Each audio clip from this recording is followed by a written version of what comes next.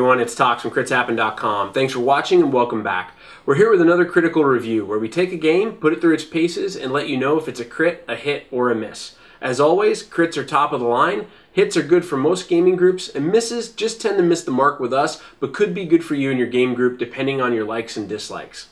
Today, we're going to start with a pig, with a plot of land, and with 6 resource dice, and we're going to build our own Steam Park.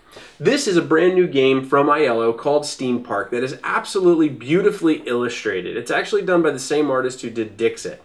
And we're going to be building off of this single little tiny plot of land. Extra little expansions of land. We're going to be adding on rides that go anywhere from 1 to 3 people rides. And we're going to be trying to gain as much money as possible by using those rides, attracting the right visitors, hopefully using some stands to enhance our capabilities, but more than anything, avoiding this little tiny symbol here known as dirt. Dirt is a big thing because, as you can imagine, building some automaton-style Steam Park theme park is not going to be as clean as you'd like it to be. So come with us. Grab your ride tickets, grab your popcorn, and grab your automaton guests, and let's jump into the world of Steam Park. So Steam Park is a very unique game. It's played over the course of 6 rounds. Each player is going to start with a 4x4 grid that is their park. Now, there's no entrance to the park necessarily because you have to remember this is a bit of a steampunk-themed park. It's slightly different than the normal one you go to because these aren't just people that are coming, they're actually like automaton visitors that are going to join and ride your rides. The basic concept is you want to build a 1, 2, or 3-person ride, and then you're going to be drawing visitors out of a bag, but you want to match up the color of the visitor to the color of the ride. When they're placed on there, at the end of each round, you're going to be gaining money for matching the right kind of people to the right rides, or however many people are in your theme park or Steam Park. And obviously, you're going to want to not draw colored visitors that don't match. Now, there are abilities throughout the game to allow you to put non-matching visitors on non-matching rides, but just as the basics, you want to try and match up red to red, blue to blue, green to green, and each color of visitor has a 1-person, 2-person, and 3-person ride. They're absolutely gorgeous. You have everything from like a roller coaster to like a haunted house to an octopus ride, and it's crazy stuff, and it's really, really cool.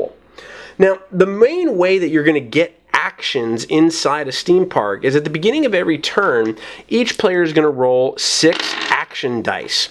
There's multiple different symbols on here, but the trick is that every die has 1 blank die. They're also very heavily rounded, so they will roll quite a bit.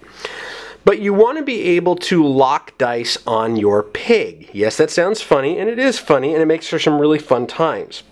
So if I know that I'm going to want to build something this turn that is a stand, for example, and I've rolled this, I could put that on my pig. If I know that I want to be able to play a card from my hand, which is what this dirt symbol, this pile symbol will do, then I could lock that as well. And if I decide, you know what, I really want to re-roll these, I could do that. Now, I can keep re-rolling as much as I want to. The trick, though, is that if I am not the first person to finish up with what I want to get on here, then I'm going to be in trouble. The reason for that is, depending on how many players are in the game, there's a 1, 2, 3, and 4-player marker. The person who gets all of their dice locked on their pig first gets to pick, and you're probably going to pick the first player marker. Each corner has brooms, you'll notice, or shovels in this case. Each shovel symbol allows you to remove dirt, and dirt is really bad. We'll talk about that in a second. But as you can see, the first player has 2 different corners with shovels in it. The second player has 1 corner with shovels in it. The third player has none. And the fourth player, the last player, is going to have 2 dirt symbols, and that's going to give them 2 dirt. So the faster you are at locking your dice, the better it's going to be. Now let's talk a little bit about the actions you can take from your dice. The first thing to note is that once you're done rolling, you see how some of these dice have this little tiny dirt symbol in it. It's very, very hard to see at first, but it's on this one, this one, this one, and this one. If these were the dice that I rolled, then I need to take 4 dirt, and that goes into my own area. That means that I have created 4 dirt by building up my park. Now, there's a couple of different things you can do here as actions on your turn. The ratchet or the wrench and the hammer allow me to build rides. Now, I could build 2 one-person rides or 1 two-person ride. You'll notice on the side there's the same symbol. This one takes 1, this one takes 2. So if I wanted to go ahead and get that, I could put this 2-person red ride on my plot of land. Now there are some placement rules. You can't have things of different ride colors adjacent to each other. If you have a stand, you can't put a stand right next to something or diagonally from it. It has to have like space in between. And it makes sense thematically because you have to give your guests room to move around. Now I can place this wherever I want to place it. The reality in most games that we play, people go for the edge at first so they can add something else onto this plot of land and then start adding plots of land later on. Now, I could use, let's say, these 2 dice to go ahead and build that ride. I could also use this tent to build one of the stalls. The stalls have multiple huge impacts into the game, and the rules actually allow you to play with or without the stalls. But to give you an idea, there is a security stand, which for every security stand you have, you can put a visitor back that you draw from the bag and draw another one. So during the draw phase excuse me, of visitors, if you don't draw a red person out of there, then you can put them back and get one back for every security stand you have. My favorite is the casino. The casino allows you to change the die face of any one die on your pig. That can be really powerful. There's also a toilet for helping to remove dirt. There's a promotion stand. There's an information point. And they all have different impacts on the game that are all going to help you to just have a better theme park, a better park overall. Now, I mentioned before about this little shovel and dirt symbol here that lets me play cards. That's the same symbol that's on the bottom of these cards. These cards are almost like quests or objectives that you're going to complete. And you'll notice it says, excuse me, 1D, 2D. These is a dinero, or the dollars that you're going to be able to get from completing these different quests. So you'll see this one says number of blank faces you rolled this turn. If I rolled 4 blank faces, I get $13. And the name of the game is having as much money as possible at the end of the game. Now, if I wanted to, let's say that, let's say I had this one, the number of tent faces you rolled this turn. If I wanted to play this, I could use this as an action, and since I rolled 1, I could get $2 for that. And at the end of my turn, I'm going to be able to get more of these cards as well, so I'll be able to draw more and continue to get more quests or more objectives. Now, the most important aspect of the game are the visitors and the people that you're going to bring to your park. These 2 that I rolled with the people on them, these actions allow me to take 2 people of any color I want and put them into this bag. Now, at the beginning of the game, there are 1 of each color of the 6 different colored people in this bag. Now, since I have a red ride, I'm going to take 2 red people and put them into this bag. That's going to increase my odds and my chances of getting a red visitor out of here. I then draw the same number of visitors that I put in. So I put in 2, I get to take out 2. And I would get a red and a purple. Now I have the red that I could put on my ride. The purple, I have nowhere for him to go, so I put him back into the bag. Now, as an example, if I had the security stand, you remember I had this little tent symbol. If I had built the security stand and put that out there, that would allow me to put the purple back, redraw and get a different color out. Of course, I get another purple, but if I had drawn another red out, I could put that on there as well. Now, at the end of your turn, for every matching ride person, or for every person that's in your theme park, you're going to get $3, which is really, really good, because again, the end of the game, the name of the game is having the most money. However, remember that I had this dirt. I had the 4 dirt. what happens is you're going to want to be using the shovel symbols that could come from the dice or from the turn order markers to remove dirt as actions. So if I had this, I could remove 2 dirt and go from 4 down to 2 dirt. Why is that important? Because dirt is very much like waste inside of trains, if you're familiar with that. At the end of the game, the amount of dirt you have left is going to cost you a exponentially increasing amount of dollars. So much so that if you have 30 or more dirt, you could actually lose the game and be out of it altogether. Now, we have found that this is a very kind of black cloud hovering over your head thing, very much like waste inside of trains.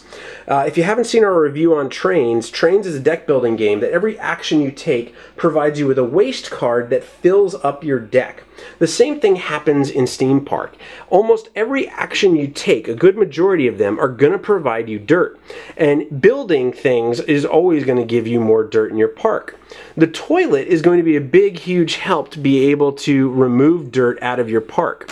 Being able to get the first or second player marker is also going to do a really good job of helping you get dirt out. And then rolling the shovel symbols is going to help you get dirt out as well.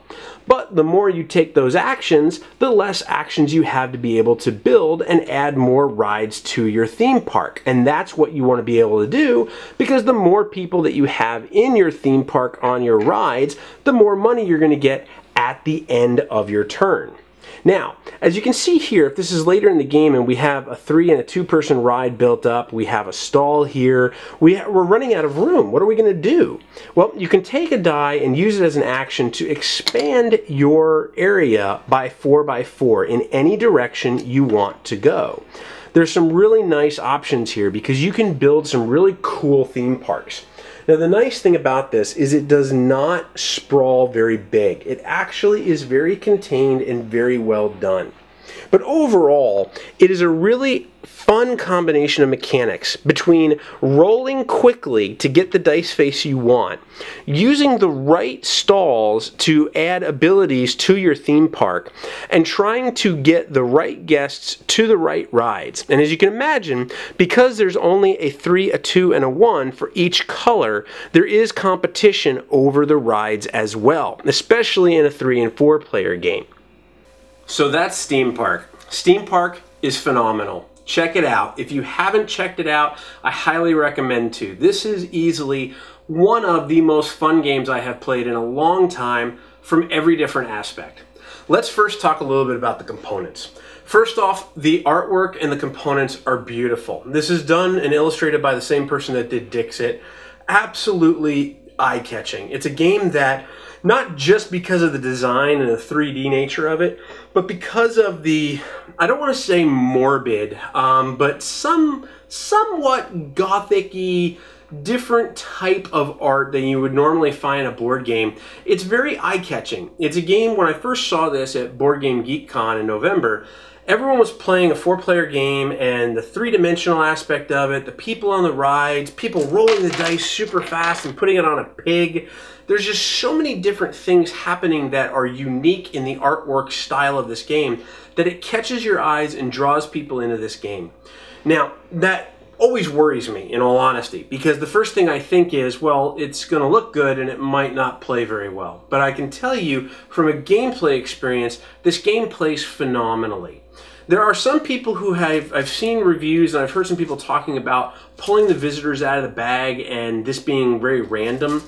It's really not that random, and here's why. So, because all of the visitors who have not yet gone in this bag are in a pool on the table, and because the 3-dimensional nature of this game and the people on the rides in yours and other theme parks are so readily, easily seen, it's really quick to be able to look at, okay, how many are left, how many are out, what are the odds of me pulling something out of here and getting the right visitor I need. You're not going to get the exact odds maybe initially unless you're a mathematics person, but it is really easy to see how many total are in the game, how many are left on the board, and how many are in the bag for you to judge what your odds are going to be. The gameplay experience is very different though between a 2 and a 4-player game. Now, I, like many people, really wish that this could go up to 6 players. I think this would be a phenomenal game with six people around a table. It's a phenomenal game with 2 and 4 people. However, it's very different between a 2-player game and a 4-player game. Let me give you a couple examples. So one of the stands that I personally love is the casino. The casino allows you to change the die face of 1 die per casino in your theme park.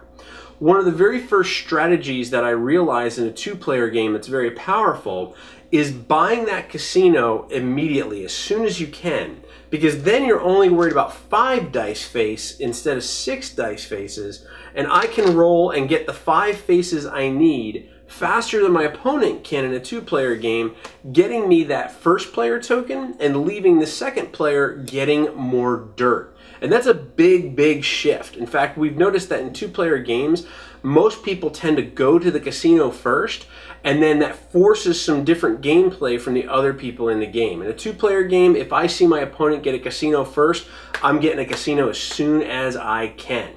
Now, it doesn't break the game by any means whatsoever, but it means that you have to pay attention to what your opponents are building.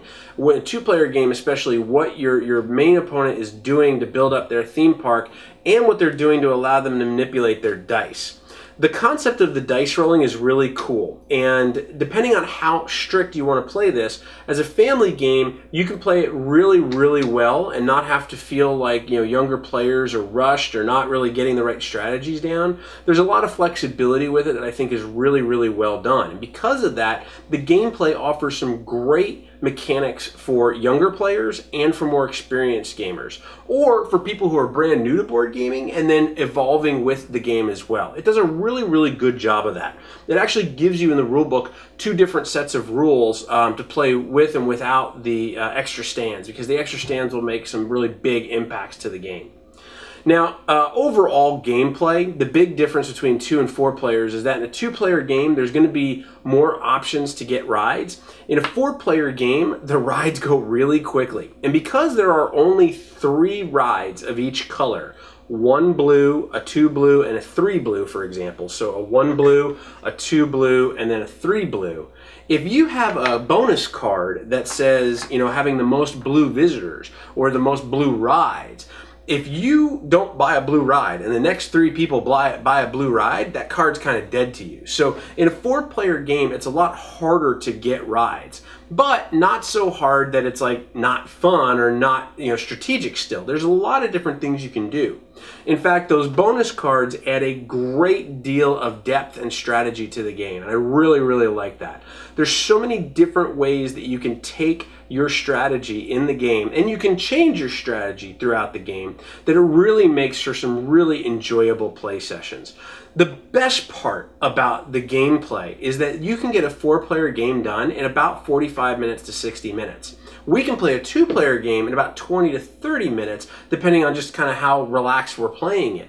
And I love that because it moves quick, but not too quick, but it moves at an enjoyable pace. And that leads us to the final thing we always look at, which is the experience. The experience of playing Steam Park is phenomenal. It is fun. You are sitting here rolling dice, not frantically, but quickly trying to get the setup that you want, making risk assessments where you're like, oh, I really want this, but I want to get that first player token. I'm done. Boom, boom, grab it and grab that first player token. They've done a really good job with just this one piece of the mechanic.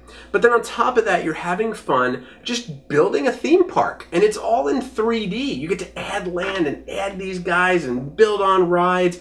We've even found that we've added some stories to it. While these are automaton and robotic type visitors that are coming to join your theme park, we're finding reasons as to why they're getting on certain rides. And we've named some of the rides, which has just made it all the more fun. The total experience inside a Steam Park is great. It's great for families and younger gamers. It's great for older gamers and more experienced gamers. And it's something that I can easily see as a great gateway game to bring people in and teach them several different mechanics, or a great game for an experienced game group to sit down and totally enjoy over the course of an evening. So where does that leave us? One place and one place only. Steam Park from Iello gets a crit from Crits Happen. We hope you enjoyed this critical review, but we'd love to hear from you. Let us know your thoughts by leaving your comments below in the YouTube channel. Of course, you can join in on Facebook, Twitter, and Google Plus by searching Crits Happen or at our homepage at critshappen.com. But until we see you next time, we hope that you enjoy all of your ride riding crazy dirt-filled times inside a Steam Park. Thanks so much for watching. Keep rolling those dice, and we hope they're all crits.